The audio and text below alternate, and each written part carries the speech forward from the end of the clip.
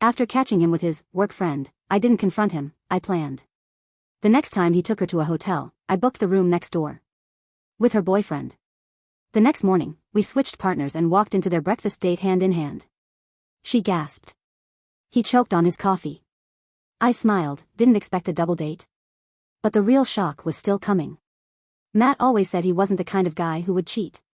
He'd shake his head whenever we heard a story about some guy getting caught and say, I don't get it. If you're unhappy, just leave. Yeah. Turns out, he didn't get it because he was exactly that kind of guy. We had been married for 7 years. 7 years of what I thought was a strong, stable marriage. We had a nice apartment in Seattle, good jobs, a shared friend group. No kids yet, but we were planning for the future. At least, I was. He was apparently planning something else entirely. It started with little things. The way he started bringing up Sophie, a coworker, in casual conversation. First, it was normal. Sophie said something funny today. Or, Sophie and I were stuck in a meeting for 3 hours. Brutal. Then, her name started coming up more. A lot more. Sophie and I grabbed lunch today. Sophie's going through a rough time with Jason. Sophie's just a friend. Don't be weird. I wasn't being weird. I was paying attention. The first time I got a real gut punch moment was when I was meeting a friend for drinks at a bar downtown and, what do you know, Matt was already there. With Sophie. I watched from across the room as he leaned in close, his hand resting on her thigh. Whispering something that made her giggle, touching her hair. It was so intimate, so familiar. He wasn't acting like a married man having drinks with a coworker. He was acting like a guy completely single and completely hers. I didn't confront him. I didn't storm over. I didn't make a scene. I left. And I started planning.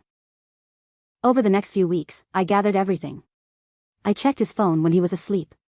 He used the same passcode for everything. The messages were all there. Can't stop thinking about last night. Wish I could wake up next to you. She's been acting off. I think she suspects. Told her I have to go to Portland for work next weekend. We'll have the whole weekend to ourselves. Portland. Work trip. Perfect. I took screenshots of everything. Then I did something I never thought I'd do. I reached out to Sophie's boyfriend, Jason. We had met a few times, exchanged pleasantries. He was nice. Too nice. I hated what I was about to do to him. But he deserved to know. I sent him a message. Hey. I think we need to talk about Matt and Sophie. He called me within 5 minutes. Jason took it hard. I sat across from him at a coffee shop, watching his hands shake as he scrolled through the screenshots I sent him. He didn't say anything at first. Just breathed in sharp, unsteady bursts. Then he looked up. What do we do? Not, I need to talk to her. Not, maybe there's an explanation. Just. What do we do? I liked him instantly. I told him the plan. Matt had booked a fancy room at the Nines Hotel in Portland. 5-star, expensive, romantic. His little getaway. I booked a room right next door. Jason would be my date. We drove down separately, checked in separately, waited separately. And the next morning, we made our move. The restaurant was small, intimate. One of those quiet hotel dining spots with overpriced breakfast and floor-to-ceiling windows. Matt and Sophie were already there when we walked in, sitting close. She was stirring sugar into her coffee, smiling at him like she was in a romance movie. Jason and I walked straight to their table. Matt looked up first. His face went from relaxed to confused to absolutely horrified. His mouth actually fell open. Sophie turned next. She saw Jason first, and her face drained of color. Then she saw me.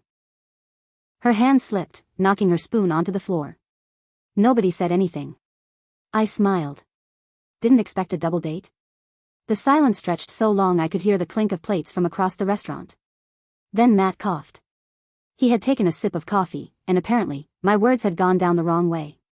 He coughed so hard the people at the next table looked over. I watched his hands shake as he set the cup down. Babe, I held up a hand. Don't. Sophie turned to Jason. I can explain. Jason pulled out his phone. Clicked on a message. Read it out loud. Last night was perfect. I hate sneaking around, but it's worth it for you. A woman 2 tables over gasped. Sophie's eyes filled with tears. She reached for Jason's arm. He pulled back. Pack your stuff. We're done. Matt was still staring at me, like he was waiting for me to scream or cry or do something. I just reached into my bag. Pulled out a folder. Slid it across the table. Matt hesitated before picking it up. He flipped it open. His whole body went still. Divorce papers, I said. Already signed. He looked up at me, panic setting in. We can talk about this, I cut him off. You lost the right to talk to me when you decided to lie. He looked like he wanted to argue. Like he wanted to fight. I wasn't interested. Jason and I turned and walked out. And that should have been the end of it. But Matt wasn't done. Matt wasn't done. Not even close. By the time I got back to Seattle, he had already left a dozen voicemails. The first few were the usual desperate apologies. Baby, please, I messed up. I'll do anything. Just talk to me. Then came the excuses. It wasn't serious. She was just someone to talk to. I was stressed. It was a mistake. Then, the anger. You set me up. You humiliated me. You always have to be in control, don't you? Ah, there he was. The real Matt. The one who could lie to my face for months and still find a way to blame me. I blocked his number. Then I changed the locks. I had already moved most of my important stuff into a storage unit before Portland, just in case. I packed the rest of his things into garbage bags and left them in the hallway. Sent him a short, final text. Your stuff is outside. You don't live here anymore. I didn't expect to hear from him again. But then, 3 days later, my doorbell rang. And it wasn't Matt. It was Sophie. I almost laughed when I saw her standing there. Her mascara was smudged, her hair was a mess, and she looked furious. Like I had done something wrong. She shoved past me into the apartment before I could even react. I just want to know why. I crossed my arms. Why what? Why you did this? Why you had to destroy everything? I stared at her. Are you serious? She let out a bitter laugh. You could have just left him. You didn't have to set us up like that. I cut her off. You were sleeping with my husband. You lied to your boyfriend. And you're standing here, in my home, acting like I'm the bad guy? Her face twisted. I loved him. I laughed. I couldn't help it. It just burst out of me. You loved him? You mean the guy who called you a mistake? Who begged me to take him back the second he got caught? Her lip trembled. I shook my head. Go home, Sophie. But she didn't. She pulled out her phone and held up the screen. Matt told me everything. My stomach clenched as I read the messages. Matt, she's not as innocent as she acts. You think she's a victim? She was seeing someone too. The whole time. Sophie, who? Matt, Jason. Sophie, you're lying. Matt, I walked in on them at the hotel. They were already together before that. This was just their excuse to go public. I felt cold. Because Matt was lying. I knew he was lying. But the way Sophie was looking at me, the way her hands were shaking, she believed him. I exhaled slowly, forcing myself to stay calm. You really think Jason and I planned this? Her jaw clenched. I know what I saw. Yeah? And what was that? You two walked in together. You were holding hands. I sighed. Yeah, because it was part of the plan. To throw you both off. To hurt you the way you hurt us. Her nostrils flared. You kissed him. That made me pause. Because, she wasn't wrong. Jason and I had kissed that night. Not some big, dramatic thing.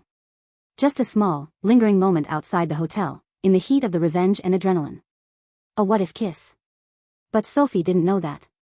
And now Matt was using it to twist the story. I should have told her to leave again. I should have let her believe whatever she wanted. But something inside me snapped. I pulled out my own phone, scrolled through my screenshots, and held it up. Read it. She hesitated. Read it, Sophie. She did. Every single message Matt sent her. Every lie, every excuse, every dirty little confession. I watched as her face changed. As the realization hit. By the time she looked up, her hands were shaking. He told me he loved me. I nodded. He told me that, too. Silence. And then, finally, she turned and walked out the door.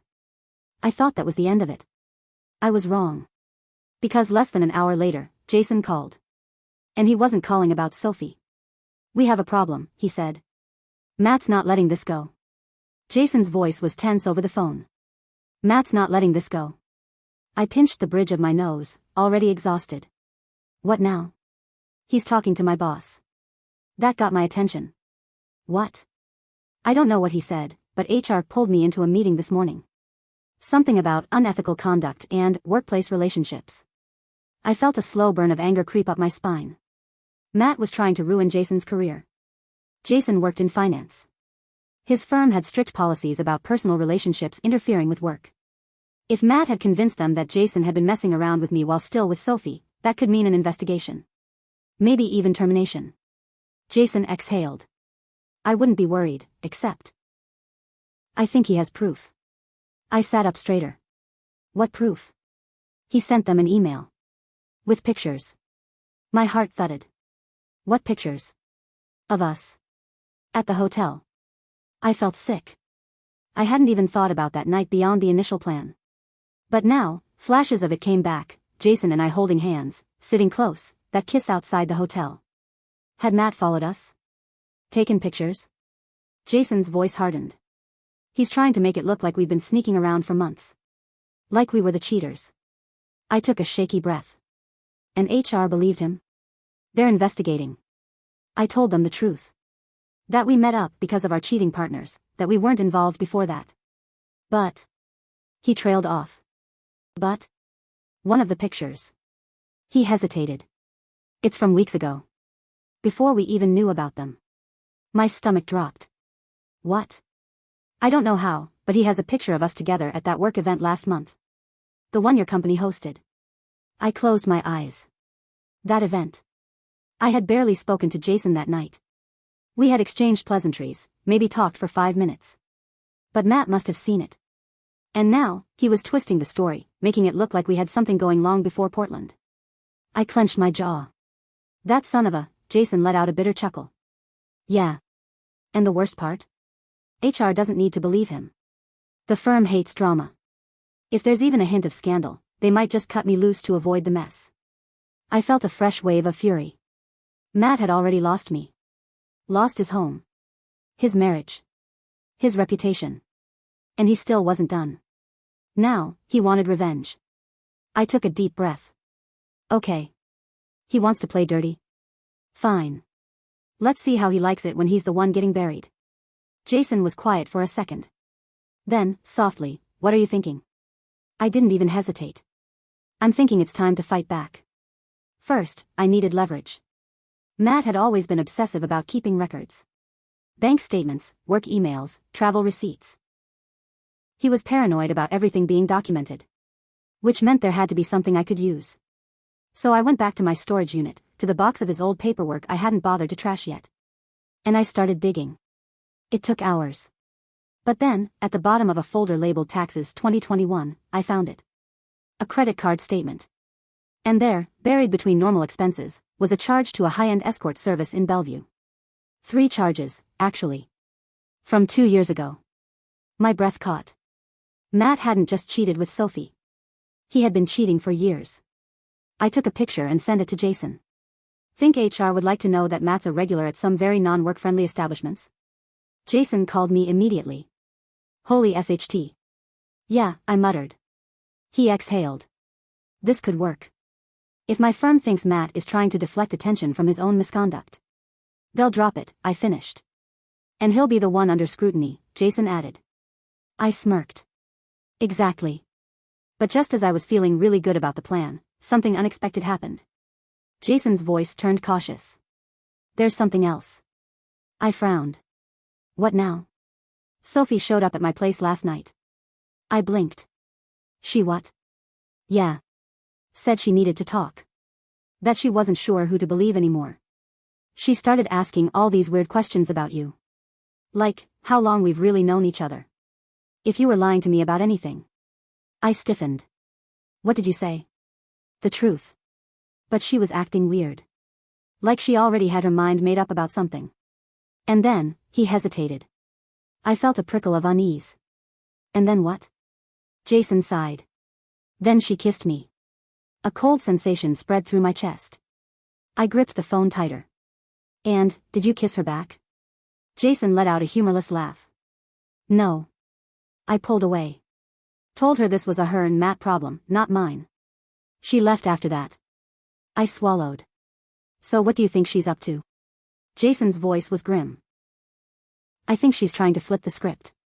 If she can't win Matt back, she's gonna make you the villain. My stomach twisted. Sophie wasn't done. Matt wasn't done. And this was far from over. Jason was right. Sophie was flipping the script. And I should have seen it coming. 2 days after Jason told me she kissed him, I got a text from an unknown number. You might want to watch your back. Lies have a way of catching up to people. I stared at the screen, my pulse pounding. Sophie. She wasn't just trying to win Matt back, she was trying to burn me down in the process. And knowing Matt? He was probably helping her. That's when I made a decision. I was done playing defense. It was time to end this. I didn't have to wait long for the perfect opportunity. A mutual friend, someone still technically on speaking terms with all of us, invited me to a birthday party at a bar in downtown Seattle. A casual, crowded place. Loud music, dim lights, plenty of people. The kind of place where secrets couldn't stay hidden. I knew Matt would be there. I knew Sophie would be there. And I knew exactly what I was going to do. The night of the party, I walked in alone, wearing a confidence I didn't quite feel. I spotted them immediately. Matt and Sophie, standing close near the bar. She was laughing, too loud, too fake. His hand rested on the small of her back, like he wanted me to see it. I almost laughed. They thought they were winning. I took a deep breath and walked straight toward them. Matt noticed me first. His whole body tensed, but he masked it with a smug smirk. Oh, look who decided to show up. I tilted my head. What's wrong, Matt? You look nervous. Sophie scoffed. You're the one who should be nervous. I turned to her, keeping my expression neutral. Is that right? She smiled like she had a royal flush in a poker game. I told you. Lies catch up to people. I let out a small laugh. Oh, Sophie. You should be more careful about what you believe. I pulled out my phone and, without hesitation, hit play on a voice recording. Matt's voice filled the space between us. She's just desperate. She was a fun distraction, but she's crazy if she thinks I'd ever leave my wife for her. Sophie's smile froze. Matt's smirk disappeared. I watched as her face crumbled, her mind scrambling to process what she had just heard. You're lying, she whispered. I shrugged. Matt has a habit of underestimating people. He forgot I had access to all his old files, including our old Home Assistant recordings. You'd be surprised what got picked up when he thought he was alone. Her breath hitched. You set me up. I arched an eyebrow. No, Sophie. You set yourself up the moment you trusted a man who cheats for sport. The room felt suffocating. The people around us had stopped pretending not to listen. I glanced at Matt. His face was red, his jaw clenched. You bitch, he spat. You just can't let this go, can you? I turned fully to face him now. Let it go? You tried to ruin Jason's career. You tried to make me the villain in your little sob story. You should have stayed down when you lost, Matt. But you don't know when to quit. His nostrils flared. And what? You think you're some hero? You're a pathetic woman who got dumped and couldn't handle it. I took a step closer, lowering my voice just enough to make him listen. I could have just left you, Matt. But that wasn't enough. You don't deserve to walk away clean. You deserve this, everyone knowing exactly who you are. His hands curled into fists. You're insane. I smiled. And you're irrelevant. The moment stretched too long, too thick with tension. Then Sophie, quiet all this time, let out a choked sound. Matt, she said, voice small, eyes wide. Was any of it real? He turned to her like he had forgotten she was even there. Her lips trembled. Tell me. Did you ever love me? Matt's face twisted. He didn't answer. And that was answer enough. Sophie made a broken sound, then spun on her heel and pushed past the crowd, practically running for the exit. I watched her go. Then I looked back at Matt. He looked lost. Defeated. Trapped in the mess he created. Good.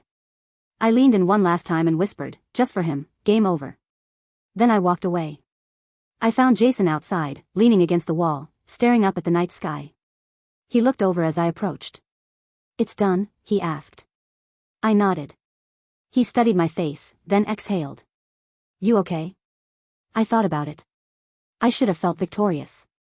I should have felt powerful, satisfied, something. But mostly, I just felt tired. I leaned next to him. I think I will be. He nodded, like he understood. For a long moment, we just stood there, side by side. Then he spoke, voice quieter now. So what happens next? I looked at him, at the city lights stretching out beyond us, at the life I was finally reclaiming for myself. And for the first time in a long time, I didn't know. And that was okay.